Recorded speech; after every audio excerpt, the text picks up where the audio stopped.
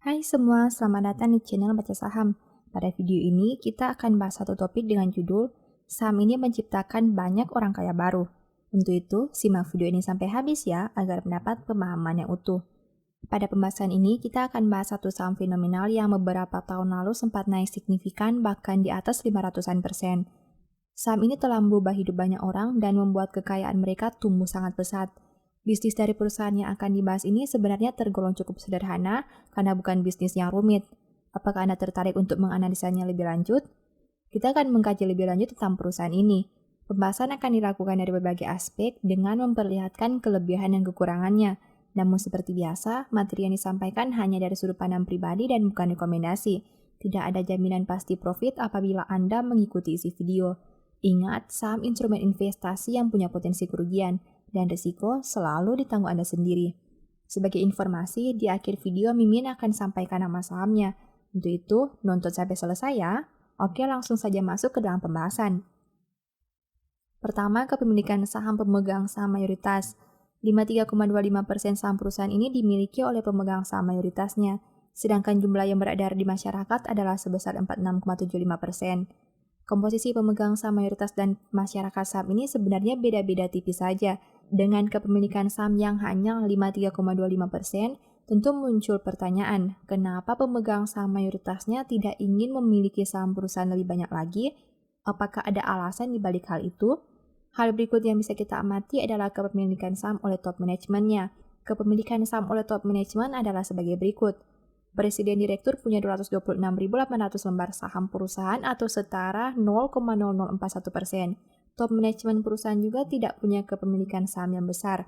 Kita bisa melihat bahwa dari seluruh direksi dan komisaris, hanya Presiden Direktur yang punya saham perusahaan. Dan nominalnya pun tidak terlalu besar, hanya 226.800 lembar. Ya mungkin saja banyak retail punya kepemilikan yang lebih banyak. Kedua, kinerja neraca keuangan. Poin berikutnya yang bisa kita lihat dari perusahaan ini adalah dari aspek neraca. Berikut ini rangkuman kinerja neraca perusahaan untuk tahun 2017 sampai 2020. Total aset perusahaan mengalami kenaikan sebanyak 14,20% dalam 4 tahun terakhir dari yang awalnya berada di angka 103,43 triliun menjadi 118,12 triliun di tahun 2020. Sedangkan jika kita membandingkan dengan tahun 2019 yang punya nominal 118,19 triliun, aset perusahaan mengalami penurunan sekitar 0,06%. Bagaimana dengan liabilitasnya? Hutang perusahaan mengalami penurunan sebanyak 1,34% selama 4 tahun dari yang awalnya 59,84 triliun menjadi 59,04 triliun di tahun 2020. Sedangkan jika dibandingkan dengan tahun 2019 yang punya nominal 62,5 triliun, liabilitas perusahaan juga mengalami penurunan sebanyak 5,54%. Kesimpulannya, dari aspek neraca keuangan terlihat perusahaan mengalami pertumbuhan dalam 4 tahun terakhir, meski di tahun 2020 mengalami penurunan yang tidak terlalu signifikan. Selain itu, dari sisi liabilitas, Mimin melihat perusahaan mengalami perbaikan dengan adanya penurunan hutang meski nominalnya tidak terlalu besar. Ketiga, kinerja laba rugi. Sampai dengan tahun 2020, tercatat perusahaan mampu mencetak pendapatan usaha sebanyak 41,51 triliun. Angka tersebut mengalami penurunan 2,05% dibandingkan tahun 2017 dengan angka 42,38 triliun. Jika membandingkan dengan kinerja 1 tahun sebelumnya yang mampu mencetak penjualan sebanyak 44,81 triliun, pendapatan perusahaan mengalami penurunan sebanyak 7,36%. Selain itu, perusahaan juga mencatat perolehan laba bersih sebanyak 4,09 triliun tahun 2020. Angka tersebut juga mengalami penurunan sebanyak 26,96% dibandingkan tahun 2017 dengan nominalnya 5,6 triliun. Apabila membandingkan dengan kinerja 1 tahun sebelumnya yang menghasilkan laba 3,81 triliun, perolehan laba mengalami kenaikan sebanyak 7,35%. Nah, dari aspek laba rugi terlihat perusahaan mengalami penurunan pendapatan. Selain itu, pendapatan di tahun 2020 lebih rendah dibandingkan tahun 2017. Namun, meskipun terjadi penurunan pada pendapatan, laba di tahun 2020 malah mengalami peningkatan dengan persentase 7,35%. Laba yang dicapai di tahun 2020 juga lebih rendah dibandingkan tahun 2017 dengan penurunan yang mencapai 26,96%. Keenam, dividen yield. Dividen terakhir yang dibagi perusahaan adalah sebesar Rp50 pada tanggal 2 September 2020.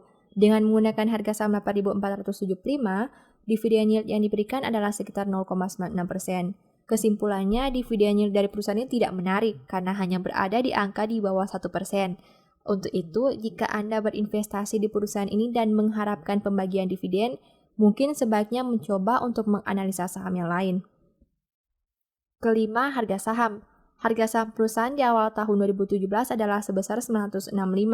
Apabila membandingkan dengan harga saham 8.475 saat video ini dibuat, berarti saham ini sudah naik sekitar 778%. Ini yang menjadi poin spesial dari saham yang kita bahas.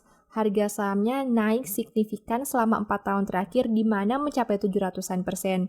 Angka yang sangat menarik bagi semua orang, bukan? Apalagi mengingat fundamental perusahaan ini cukup baik dan bisa dikatakan sebagai salah satu saham yang berkualitas di Indonesia. Keenam, punya peluang multi-bagger. Dengan menggunakan harga saham 8.475, pair saham ini berada di angka 11,18 kali dengan PBV 0,77 kali. Artinya, saham ini dijual dengan harga yang berada di bawah book value-nya. Kesimpulannya, saat video ini dibuat, harga saham perusahaan masih berada di bawah book value-nya. Selain itu, jika harga naik 1 kali lipat, sebenarnya book value perusahaan masih ada di kisaran 1,56 kali. Angka yang cukup masuk akal untuk perusahaan sekelas saham ini. Apakah Anda tertarik untuk menganalisanya lebih lanjut?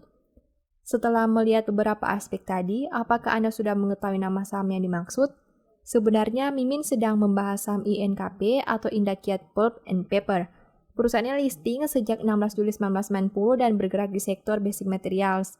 Apakah Anda tertarik untuk menganalisa lebih lanjut saham ini?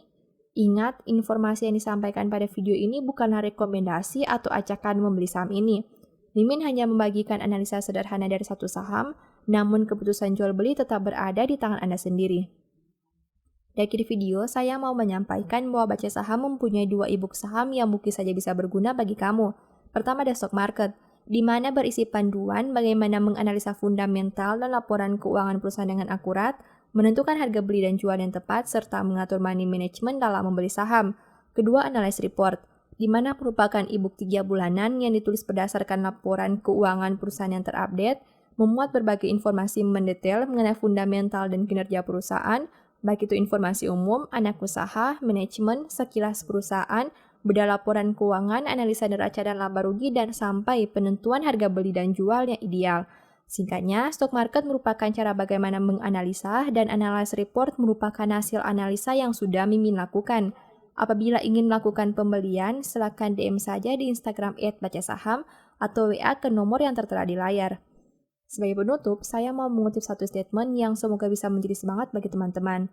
Jika orang fasik mendapat kekuasaan, orang menyembunyikan diri. Tetapi jika mereka binasa, bertambahlah jumlah orang yang benar. Thank you.